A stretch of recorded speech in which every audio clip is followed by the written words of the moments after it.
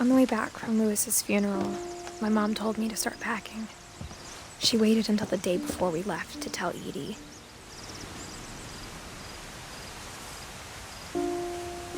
I'm not sure if she wanted to make it easier or harder.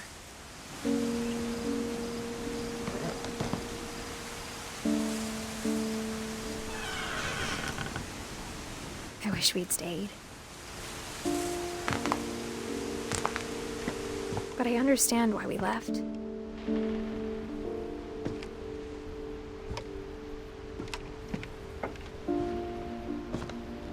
My mom ended up leaving everything behind. What happened that night had been coming for a long time. Maybe it should have come sooner.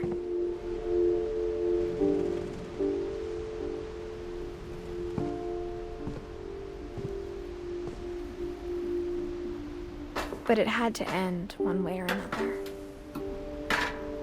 All that's left now is to tell you about that last night.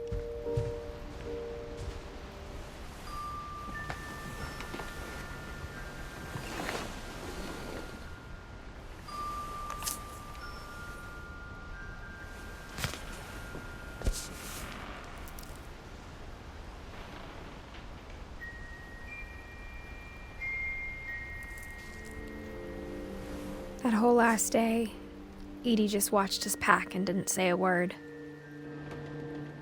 Until supper, when she raised her glass and said, "To our final night together, and all our final nights apart." Grandma, you know what I said about alcohol. Some of your medications are very Edith, specific. I left a present for you in the hallway. Why don't you go open it? The grown-ups have to argue now. I'm sorry, you're right. We're all leaving tomorrow. Let's just enjoy our last... I'm not leaving. Edith, you're excused.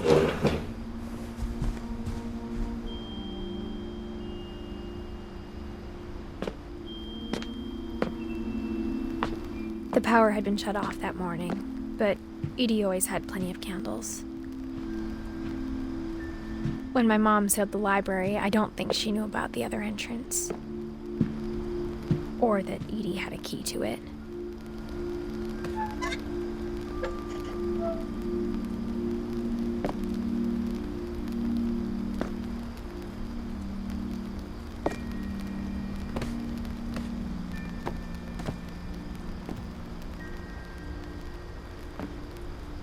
That thing you're afraid of isn't going to end when you leave the house.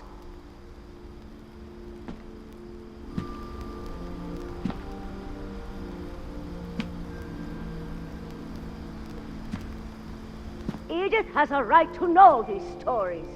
My children are dead because of your stories. I think it's best if Edith and I leave tonight. We'll have the nursing home send a van for you in the morning, okay?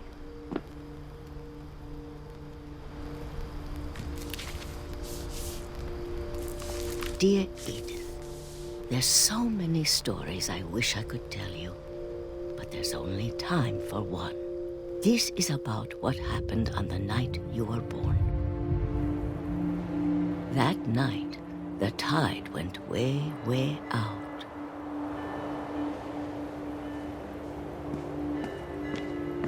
It was the first and last time I ever saw the old house aground. There'd been an earthquake out in the middle of the ocean.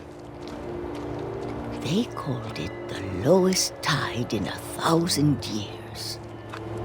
God, it smelled awful. You know, I've seen that house every day of my life.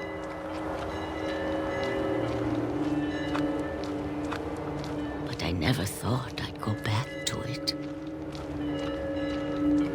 When the fog rolled in, I lost my way.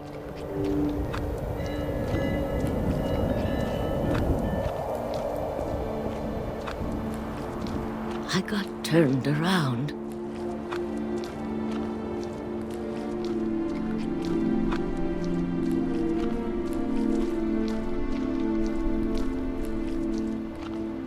For a while, I wandered.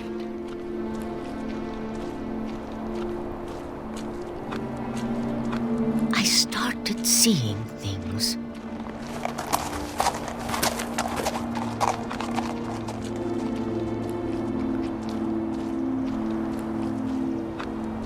Things I'd forgotten had ever existed.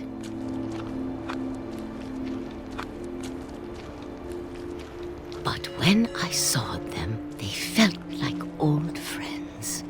That night, a lot of things came back to me. Or maybe I came back to them.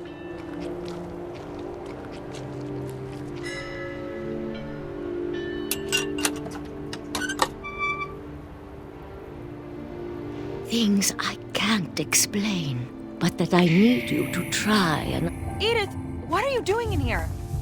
It's mine. Edith! Mom, you're gonna rip it! Let go!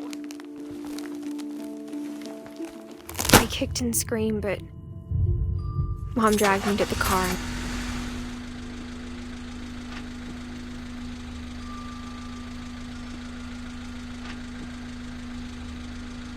I never saw Great-Grandma Edie again.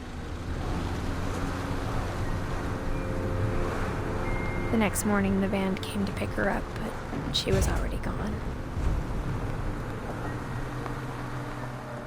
After that, we moved around a lot.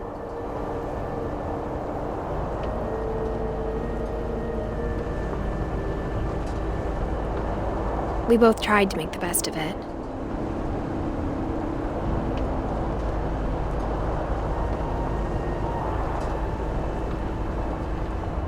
A few years went by.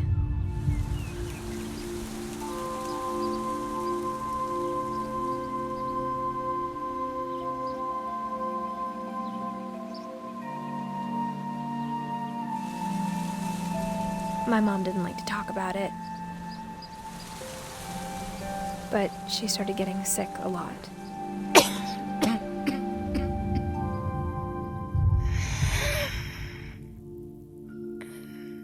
She got better for a while, and then she didn't. And then I was alone.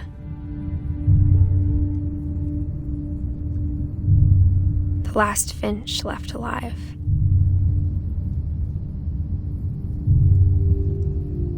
Until I found out about you. I'm still not sure what to tell you about all this. If we lived forever, maybe we'd have time to understand things. But as it is, I think the best we can do is try to open our eyes. And appreciate how strange and brief all of this is.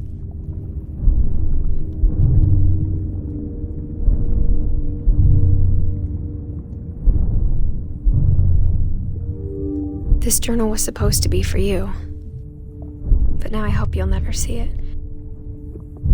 I just want to meet you and tell you all these stories myself. But I guess if you're reading this now, things didn't work out that way.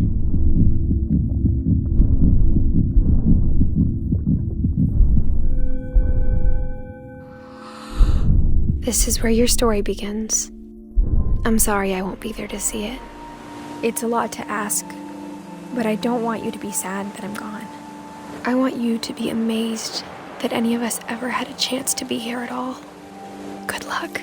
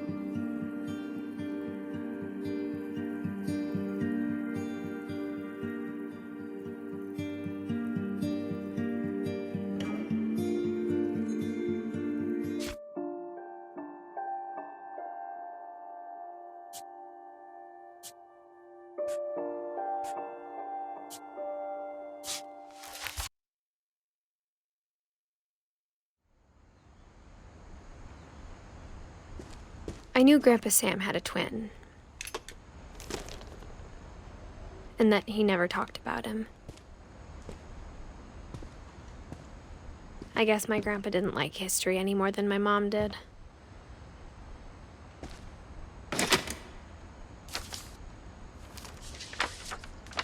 How I Want to Remember My Brother by Sam Finch.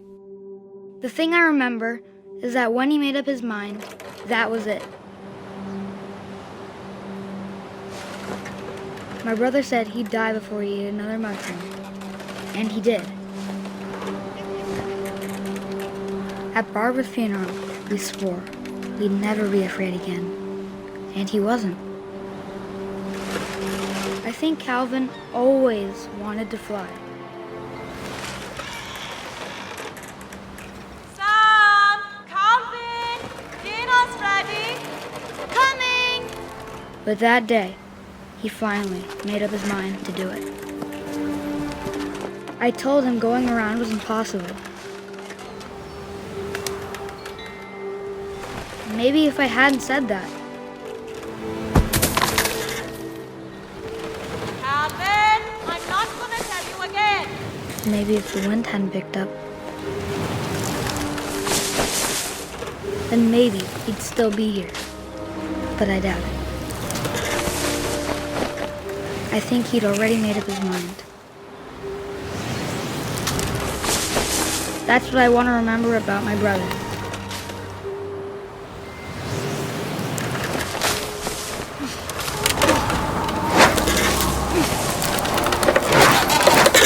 The day he made up his mind to fly.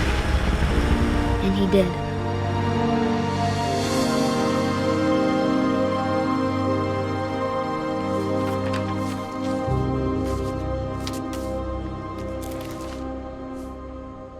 Calvin's story felt strangely familiar. When I was younger, I remember trying to do the exact same thing.